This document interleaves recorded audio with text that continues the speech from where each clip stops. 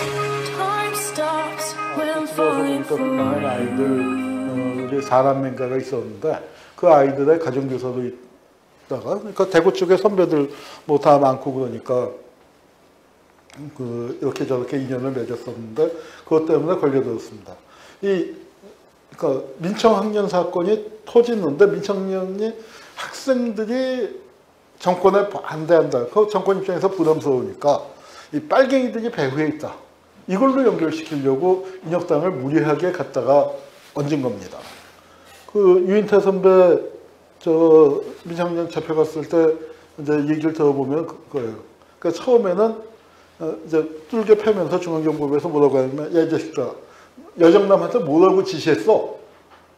그래서 아이 지시를 하다니요. 여정남은 우리보다 한 6, 7년 위에 선배입니다. 선배한테 무슨 지시를 합니까? 알고, 그냥 그 좋은 선배라서 알고 지낸 거죠. 그랬더니, 자식 까불지 마. 니들은 서울대고 쟤는 지방대냐? 이제 이러면서 뚫게 패더래요. 그래서 아니라고 하는데, 며칠 후에는 와서 두들겨 패는데 질문이 달라졌다는 거예요. 야, 이 새끼들아, 여정남이가 뭐라고 지시했어?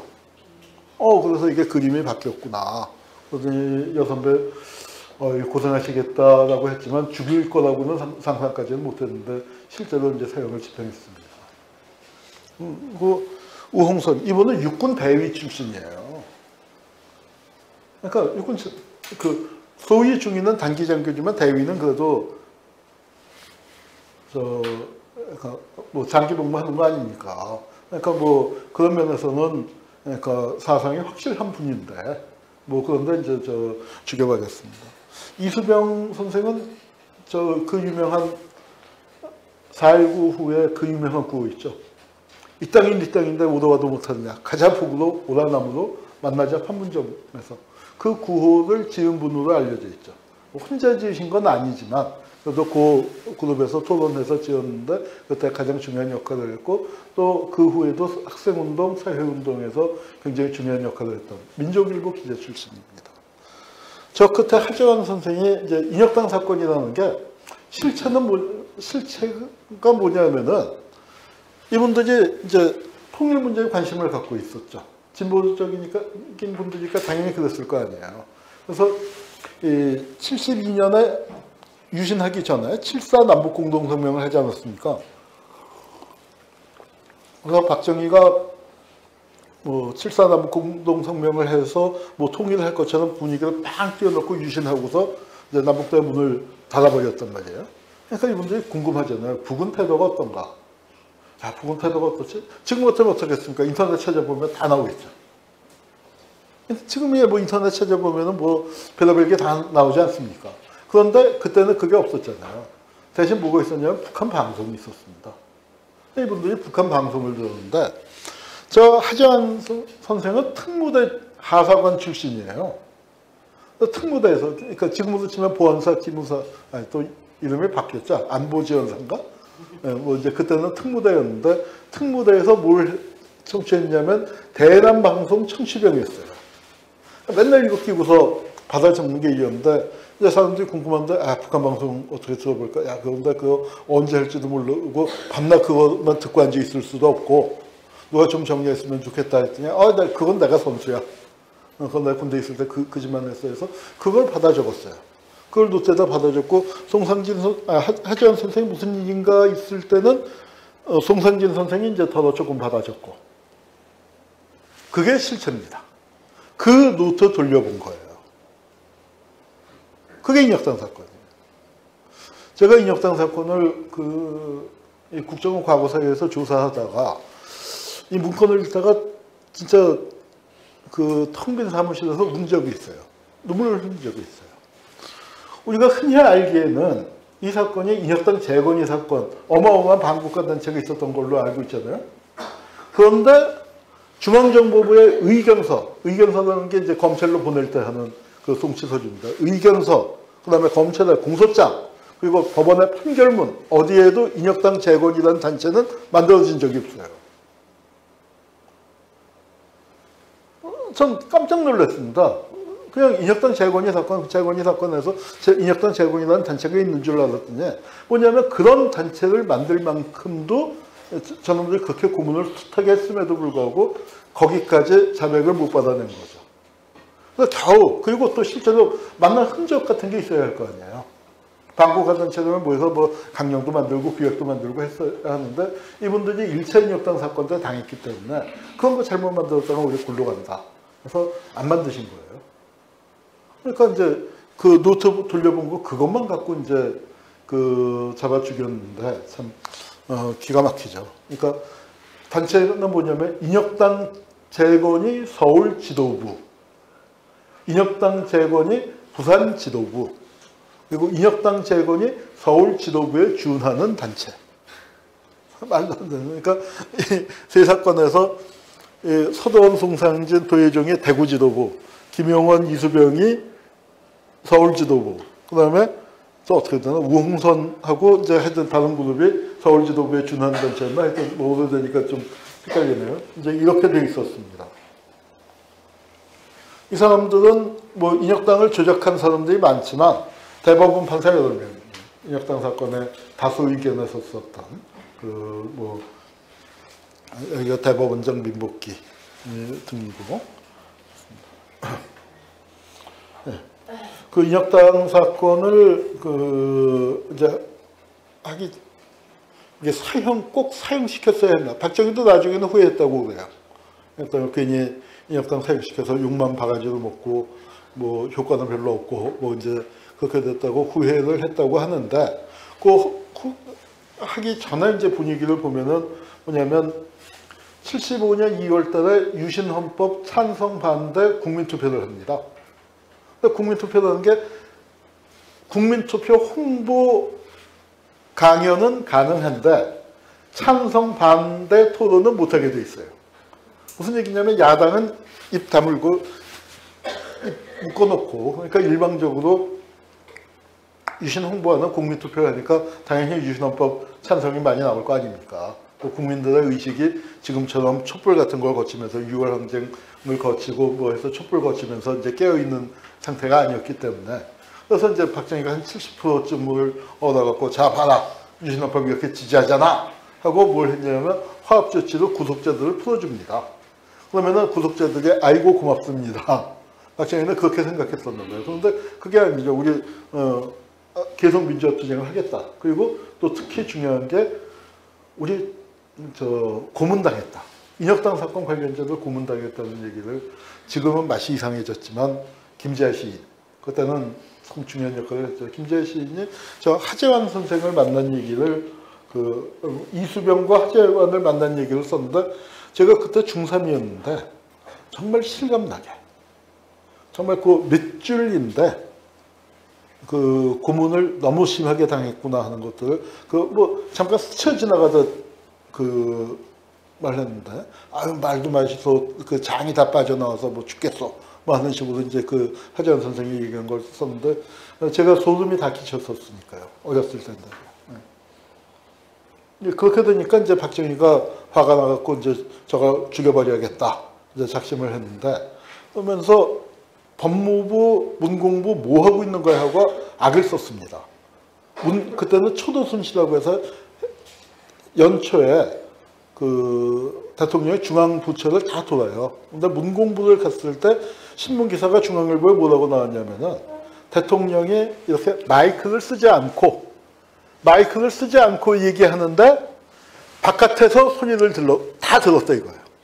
얼마나 악을 써댔으면은 그 문공부에 거기 있는 큰 강당에서 대통령이 앉아서 얘기를 하는데 문이 닫혀 있는데도 바깥에서 기자들이 대통령이 성질내는 거 소리를 다 들었다. 그랬더니 이제 이렇게 인혁당 뭐 조작설 민주인사 운동하는 거 뭐 석방요구 이제다. 그리고 인혁당은 간첩이 만든 거다. 이거 인혁당 활동 상황에 보면 간첩이 만들었다. 이제 그렇게 뭐라 합니다. 그러더니 급기야 이제 사형 선고를 하는데 사형 선고를 할 때 분위기를 보면은 박정희 정권이 위기의식을 느꼈겠다 싶은 게 이게 월남 공군기가 대통령 관저에 투탄했다. 이거 무슨 얘기냐면 성남공항에서 대한민국 공군기가 떠서 청와대에 포탄 떨어뜨렸다, 폭격했다 하는 그런 얘기입니다.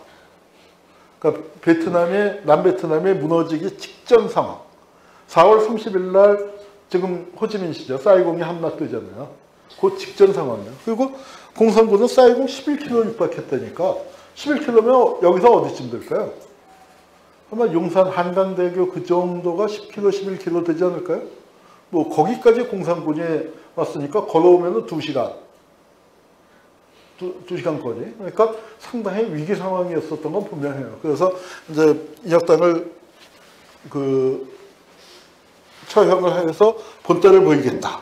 이제 그런 거였는데, 그래서 대법원에서 이제 그 전원합의체에서 판결을 했습니다. 이제 하고서 형 선고 통지를 한데, 형이 선고되기 이전에 여기 사형장은 이미 청소하고 있었대요. 그러고서 사형 집행명령에서 떨어지고 사형 집행되는 데까지 18시간. 그러니까 가족들은 그동안에 언제 잡아갔냐면 인혁당 사람들을 그 전해, 그러니까 75년 4월이잖아요. 74년 3월 말쯤에 잡아갑니다. 3월 말에서 4월 초 사이에 이제 잡혀 들어가니까 1년 넘게, 그리고 면회도 안 시켜줬어요. 가족들. 그래서 이제 판결이 대법원에서 형이 확정됐으니까 4월 9일 아침에 왜 왔냐면은 면회는 시켜주겠지. 면회는 시켜주겠지 하고 온 거예요. 그래서 뭐 재심을 청구하든 뭐 석방 탄원을 하든 뭐 그런 것들을, 그래도 당사자들 만나서 의견을 들어봐야 할 거 아닙니까. 그래서 이제 뭐 사식도 좀 준비해 갖고 그러고 왔는데 안에 분위기가 이상하다 하더니 사형이 집행되고 있다. 이제 그 소리가, 그 사형이 집행된 거죠. 집행되고 있다. 바로 여기 사형장. 한 150m, 200m 정도 떨어진 곳에 이 사형장이 있습니다. 이건 있습니다. 그리고 시신을 큰 문으로 안 나가고 이게 시구문이라고 해서 작은 문이 있어요. 작은 문 뒤쪽으로 해서 빼냅니다. 이게 그 유명한 통곡의 미루나무죠. 낮에 보셨나요? 낮에 오셨으면 아마 보실 텐데 이 같이 심었대요. 두 그루를. 근데 사형장 안, 이건 밖에 있는 거고 이게 안에 있는 나무인데 같이 심었는데 크기가 뭐 완전히 다르죠. 그러니까 아마 사형수들의 한이 맺혀서 그랬다는 거고, 이 사형수들을 데리고 매일 산보를 시킨대요. 이 군에서. 그래서 여기서 산보를 시키다가 이제 왼쪽으로 돌면 오늘도 무사히가 된 거고, 근데 이제 오른쪽으로 이렇게 들어가면은 그 많은 사형수들이 이 나무를 붙들고 통곡했다고 해서 통곡의 미루나무라고 불립니다. 그 소식이 안에서 사형이 집행되고 있다는 소식이 전해지니까 이제 그 가족들이 이제 통곡을 하는데, 저기 서 계신 분이 신동숙 여사님, 지금 대구에 계신데 저도 뵌 지가 꽤 오래됐네요. 저희 이렇게 서울에 오시거나 대구에서 뵈면은 꼭 몇만 원씩을 쥐어주세요. 고생한다고. 그러니까 제가 받을 처지가 아니죠. 그런데도 꼭 쥐어주셨습니다. 그래서 참 고맙기도 하고 미안하기도 하고 한데 뵌 지가 너무 오래됐네요. 저희 어머니하고 동갑이셔서 더 각별했는데, 우홍선 선생 부인 강순희 여사님, 여러분들이 이제 이렇게 다 통곡을 하고 계십니다. 여기 이제 그날 이거는 이제 사형이 집행되고 난 다음에, 사형이 집행됐으면 시신을 가족한테 인계해야 할 거 아닙니까? 그런데 이놈들이 그걸 안 하는 거예요. 그러니까 이제 뭐 왜 그렇게 악랄을 했는지 아마도 1년이 지나도 고문 흔적이 남아 있어서 그랬던 게 아닌가. 뭐 이제 그게 하나고, 또 하나는 이분들을 이렇게 시신도 하면은 뭐 어디 성당이고 어디고 간에 한데 모여서 합동 장례를 치를까봐 뭐 그걸 막으려고 아마 그랬었던 것 같아요. 그래서 뿔뿔이 이제 하는데, 이 운구를 실어서 그냥 빼내려고 하니까 뭐 별짓을 다 했대요. 껌 씹어갖고 저 열쇠꾸역에다가 뭐 집어넣기도 하고, 신문지 둘둘 말아서 배기가스 뒤에 맞기도 하고, 그러다가 정 안 되니까 젊은 신부님이죠. 신부님의 차 앞에 들어 놓습니다. 들어 놓는데 차가 신부님을 타고 넘어왔어요. 그래서 이 신부님의 젊은 나이부터 집행일을 짓고 다닙니다. 누구예요? 우리 거리의 신부 그 운정현 신부님. 인혁당 유가족이자 강순희 여사인 것 같고 신동숙 선생님인 것 같은데 그 동생 문기현 신부님인데 제가 언제 지난 목요일날 제주 공항에서 우연히 뵀어요. 이렇게 가다가 보니까 저쪽에 수염 기른 할아버지 두 분이 앉아 계셔서 이렇게 보니까 그 문브라더스 문 신부님 형제분이 나란히 앉아 계셨는데 그 아주 반갑게 일로 와 해서 앉혀놓고 얘기하시려고 하는데 제가 저 비행기가 늦어서 허겁지겁 뛰어가고 있는 중이라서 그냥 인사만 드리고 헤어졌습니다. 우홍선 선생 가족들. 이 사람들이 전부 다 가족이 있는 사람들이죠. 하재환 선생님, 자녀가 넷인데 막내는 태어나지 않았는데 이 막내 얘기가 정말 가슴이 아파요. 아버지 사형당했을 때 4살이래요, 4살. 근데 그 4살짜리 꼬마를 동네 형아라고 해봐야 몇 살이었겠습니까? 8살, 9살이었겠죠. 4살짜리 데리고 놀리면. 형아들이 데리고 다니면서 간첩새끼, 빨갱이 새끼라고 하면서 사형시키는 놀이를 했대요. 새끼줄에 묶어갖고 끌고 다니다가 여기 세워놓고 빵 하면은 애는 꽥 하고 쓰러지는 거. 철 모르고 그랬다고 하는데. 어떡하죠? 40년 지났는데 무죄라니까? 그때 솔직히 여기 아마 이제 나이 좀 드신 분들은 이 사건을 기억하시는 분들도 계실 겁니다. 그리고 그때는 우리가 국민들이 순진해서 정권에서 그렇게까지 조작을 할 거라고는 다들 생각을 못했죠. 우리 주변에 저런 빨갱이들이 있었네. 큰일 날 뻔했네. 다 그러고 있었어요. 우리가 그 골목에 살지 않아서 그랬지. 그 골목에 살았다면 그 새끼줄 자락 같이 잡고 다닌 거나 매한가지였던 것 같아요. 근데 어떡합니까? 40년 지났는데 무죄라니.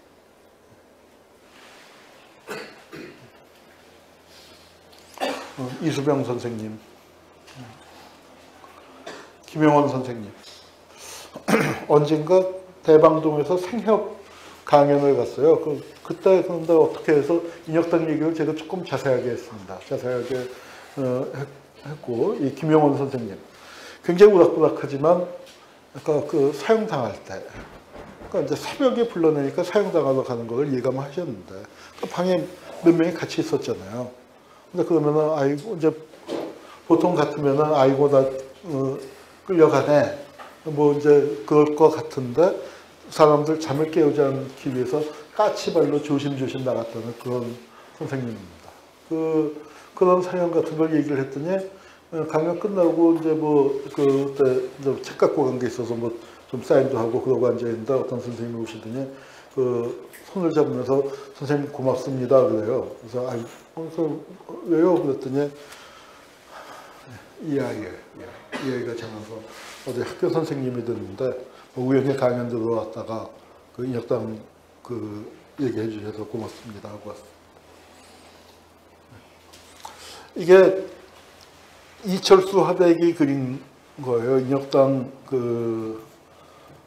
몇 주기인가? 43, 30주기 때. 30주기 추모식. 그러니까 지금 2005년이죠. 2005년도에. 그때 이제, 뭐 나중에 이철수 화백 만나서 얘기를 들어보니까, 뭘 어떻게 해야 할지가 도저히 안 되더라고요. 1년 전에 받았는데 끙끙끙끙대고 못하나 보다. 이거 어떻게 하죠 하고 있는데 문득 생각이 하면서 이거는 단순했었대요. 이게 글씨가 깨끗한 글씨가 없어갖고 좀 작아서 안 보일 것 같습니다만 그러니까 앞서가면서예요.